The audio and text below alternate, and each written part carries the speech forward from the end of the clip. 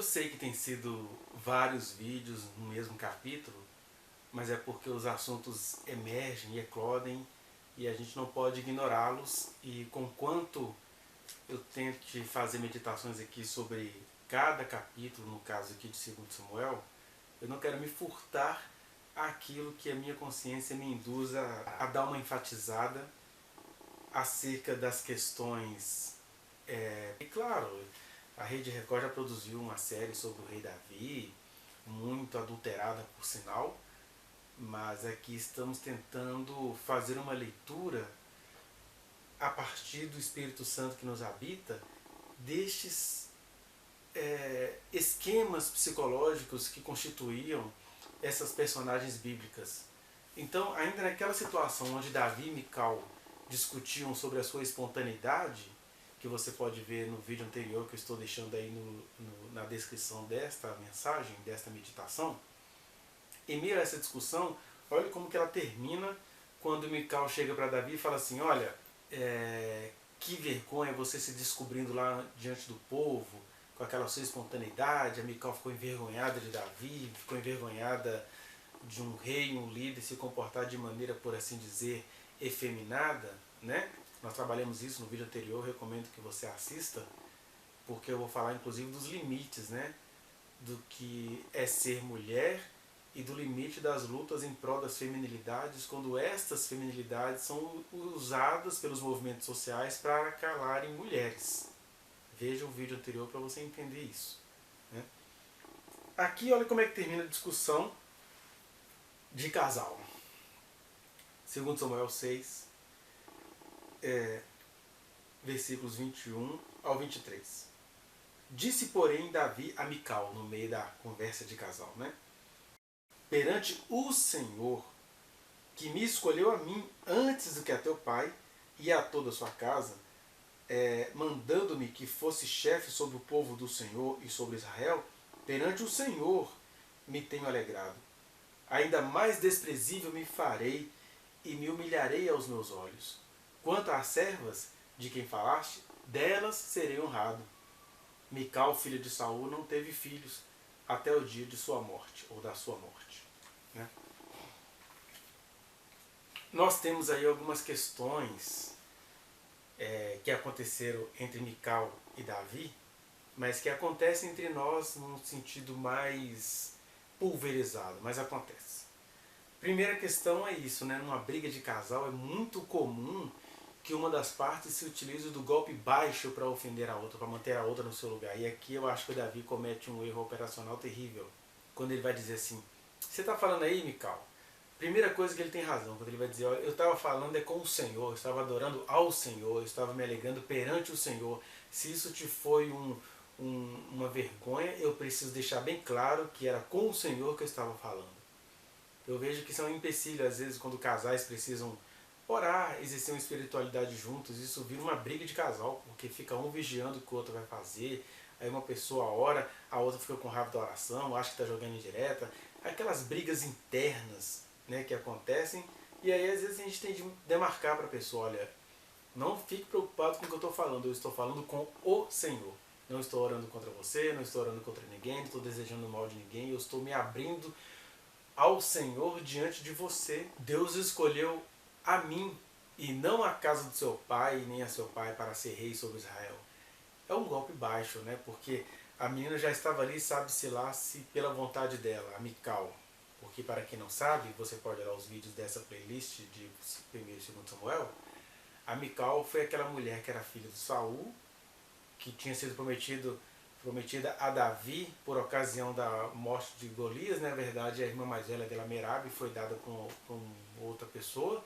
Aí descobriu-se que ela gostava do Davi, e aí o Saul falou para o Davi, você quer a minha filha, então traz para mim 100 prepulsos de filisteu. Aí o Davi consegue matar os 200 filisteus, com todas as consequências espirituais e sociais que isso significa.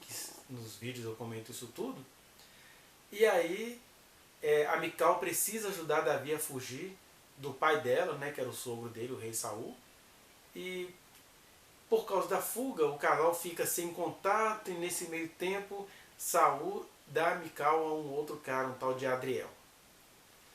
Quando Davi assume o reinado em Hebron, ele fala assim, na hora que o comandante dos exércitos de Saul vai fazer um acordo com ele, né? Não, o Saul morreu, o Abner, o Isbosete não está com nada, que era o filho herdeiro, eu vou fazer uma aliança com você. Aí o Davi fala assim, vamos fazer aliança. Mas a primeira condição é, traga Mical de volta. E aí eles tomam Mical do marido dela, com quem ela já vinha vivendo há muitos anos, né?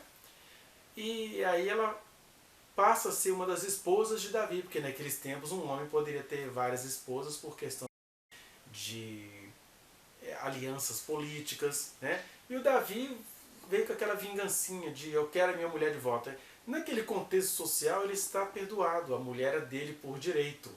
Não se pensava na subjetividade feminina, né? Então não estou aqui zombando de Davi, estou zombando de nós que conhecemos as subjetividades, as individualidades e ficamos nessa implicância. Vai ser minha, se não for minha não é de ninguém, eu mato, eu quero de volta.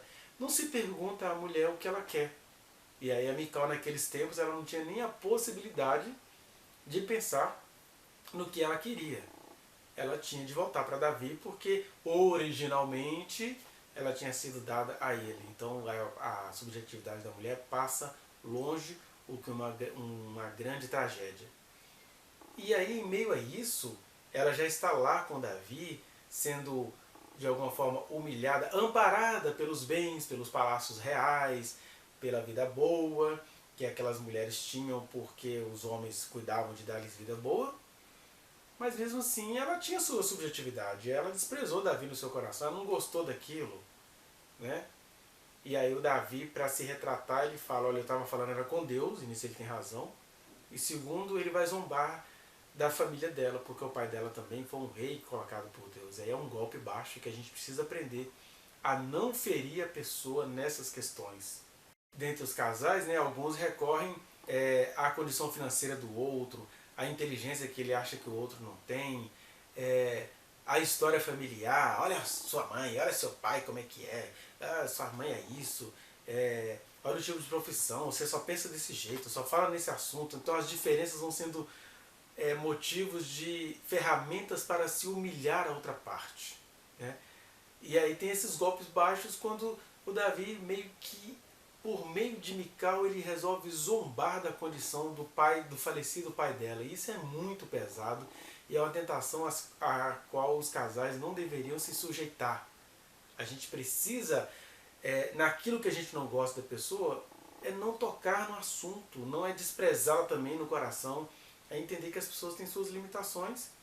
E se uma pessoa vai te desprezar igual o Mical tinha feito com Davi, que coisa, o rei sem pejo se desnudando, ele poderia parar aí com ela, olha, tudo bem, você pensa assim de mim, mas é diante de Deus que eu estava me prostrando, era diante dele que eu estava me comportando. Parasse aí, mas ele vai e lança o veneno da zombaria familiar, e essa é uma tentação a qual todos nós podemos cair, e a gente ia se deixar levar por isso, né? Os casais têm de tomar cuidado, a gente precisa ver, convidá-lo, né? Ô Mical, vamos lá comigo no próximo, né? A gente precisa chamar a pessoa para aquela intimidade, mas é porque Davi e Mical tinham uma situação específica. Qual seria essa situação específica? É que a subjetividade de Mical não tinha sido levada a sério, e aí o texto vai terminar dizendo assim, e aí ele fala, quanto às filhas que você falou, as mulheres, delas serei louvado, né? Que as mulheres vão continuar me achando o máximo, porque a gente só gosta daquilo que a gente não tem, né? Possivelmente Davi na intimidade não era um cara apetecível a Mical, e ele ficou ofendido com isso, ficou com a masculinidade ofendida. E o texto vai dizer que Mical não teve filhos, né? Deixando aquele rastro venenoso do texto, como se não ter filhos fosse um castigo a Mical. E na verdade era tudo junto. Talvez a Mical tivesse mesmo uma personalidade que iria desprezar demais o Davi. Segundo motivo, Davi tinha trazido Mical de volta, mas possivelmente ele não quis possuí-la, já que ela viveu algum tempo com outro tal de Adriel. E aí os judeus, os israelitas no caso, né, Davi também era da tribo de Judá, eles tinham esses higienismos, né, a mulher contaminada, ela é minha porque ela é minha por direito, mas eu não vou mais possuí-la. Ou terceira porque ela era estéril mesmo, ela não concebia.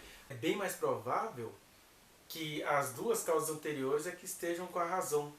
Porque quase sempre quando a gente fala que uma mulher do Antigo Testamento era estéril, não quer dizer que ela era estéril. Até hoje, né? Dizer, a mulher é improdutiva, quando você vai ver, é o homem que não tem capacidade reprodutiva.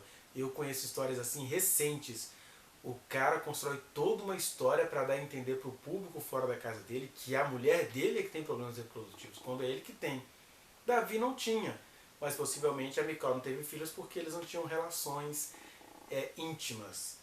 Porque possivelmente a Mical era vista como uma mulher usada por ter sido casada com outro homem por um tempo, né? Agora, o importante é a gente pensar no não dito. O que é não dito nesse texto? É que Deus aí, apesar dos arranjos psicológicos e sociais de Davi, que ele não tinha como se livrar desses arranjos, ele era rei naqueles tempos, o que se percebe é que no projeto eterno, Deus não estava nem interessado que Davi tivesse conjugalidades com a Mical. A gente sabe que na história da humanidade o casamento é tessiturado socialmente, cada sociedade arranja os seus arranjos maritais, né? Mas a verdade é que, como Davi era um homem segundo o coração de Deus, muitos detalhes da vida deles eram minuciosamente planejados e Mical estava ali como uma peça de sobra. Nem ela tinha consciência disso e nem Davi se deixaria levar por essa consciência, porque agora ele era um rei poderoso e ele queria a ex-mulher de volta, a mulher de volta. Então, Deus não iria deixar aquilo dar frutos. É como se Davi não pudesse propagar herança ao rei Saul, né? Essa é que é a verdade. Então Davi acabou não conseguindo se casar com nenhuma mulher de Saul e possivelmente, entendo a Mical de volta, eles não tinham vida íntima, daí ela não ter filhos. Essa é que é a verdade, né? Porque ela era estéril. E porque Deus não tinha esse plano que Davi tivesse descendência de Saul na sua descendência. Porque como a Mical também tinha um coração da filha do rei Saul, ela poderia usar isso de outras formas. Davi no máximo conseguiu fazer uma aliança com Jonatas, mais por tentativa de Jonatas, né, preservando ali o Mefibosete, um filho de Jonatas, mas eram vínculos muito fraquinhos. Então é isso, em meio às mediocridades humanas, às alienações, né, eu vejo que as séries produzidas acerca do rei Davi colocam a Mical como se fosse uma megera. Ainda que ela tivesse uma personalidade difícil, ela só era mais uma mulher vítima do seu tempo, e em meio a tudo isso, Deus estava livrando Davi de ter algum vínculo genético com a família de Saul. Por causa de toda a produção psicológica que vai se produzindo nas dinastias, né? Então é por isso que Mical não teve filhos. Mas isso foi encarado como um castigo. Porque ela debochou do rei. O texto nem fala isso, só fala assim, Mical não teve mais filhos. Ou seja, seja lá qual fosse o motivo, era livramento. É isso que o Davi tem que entender. Mas tinha que entender, né? Na história dele, Deus livrava-o mais do que ele conseguia entender. E nós temos de estar atento aos pontos cegos da nossa vida. Eu diria que essa relação de Davi com Mical era um ponto cego na vida do rei Davi. Ele não conseguia entender isso. Puxa, tem alguma coisa estranha. Ele deveria ter consultado ao Senhor antes de pegar aquela mulher de volta, né? Diz que o outro marido dela, o Adriel, a entregou chorando, pranteando, mas ele deixou a macheza desnecessária. Davi então tinha os seus pontos cegos, que ele não conseguia enxergar, a gente vai ver isso muito em relação à família dele, né? Talvez o primeiro ponto cego é esse, de ele ter uma mulher que não estava ali por vontade própria, mas que ele preferiu preservá-la ali e Deus o livrou de ter filhos com ela, digamos assim. E a gente precisa entender que Mical estava naquela condição de não poder declarar as suas escolhas, de não poder ter outra vida.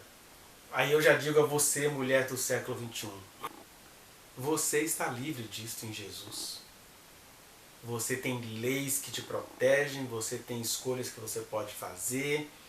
Essa questão até do homem te ofender ou te matar em nome da própria honra, isso é um dado jurídico que já caducou, né? Ninguém pode matar mais mulher pela honra, graças a Deus, porque se o homem tem uma honra a defender, quantas honras por dia a mulher não perde em função desses homens, né?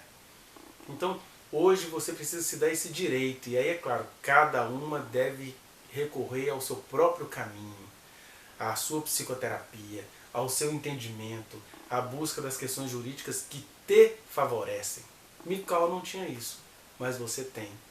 Use isto, que é a melhor coisa que você pode fazer, porque quando você usa isso compreendendo que você é habitada pelo Espírito do Senhor, você não é escrava de nada, muito menos desse discurso da honra ao homem. Nada disso. A honra é o Espírito que te habita, é a Ele que você tem de honrar sempre. E Ele vai te conduzir por todos os seus caminhos, sem você precisar ser abafada como uma Mical. Né? Que o Senhor te abençoe.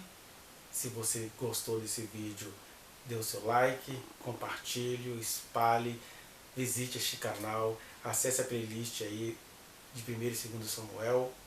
E se você quiser falar comigo mais pessoalmente sobre alguma dessas coisas de forma mais particularizada, eu tenho aí nas descrições dos vídeos as minhas redes sociais, Instagram, Twitter e Facebook. Tá bom? Que o Senhor te abençoe.